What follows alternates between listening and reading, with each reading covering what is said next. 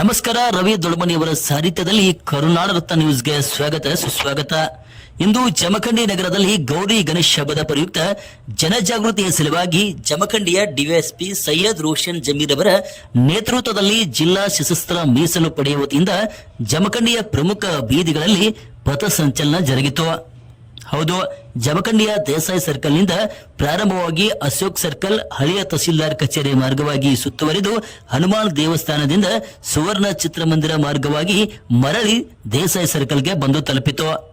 ಈ ಸಂದರ್ಭದಲ್ಲಿ ಜಮಖಂಡಿಯ DYSP Syed Roshan Zameer, ಜಮಖಂಡಿಯ CPI Mallappa ಮಡ್ಡಿ, ಶಹರ್ ಠಾಣೆಯ ಪಿಎಸ್ಐ ಅನಿಲ್ ಕುಂಬಾರ್, ಗ್ರಾಮೀಣ ಠಾಣಾ ಪಿಎಸ್ಐ ಗಂಗಾಧರ್ ಪೂಜಾರಿ ಹಾಗೂ ಸಾವಳಗಿಯ ಪೊಲೀಸ್ ಠಾಣಾ ಪಿಎಸ್ಐ ಅಪ್ಪು ಐಗಳಿ ಹಾಗೂ ಪೊಲೀಸ್ ಪಡೆ ಭಾಗವಹಿಸಿತು.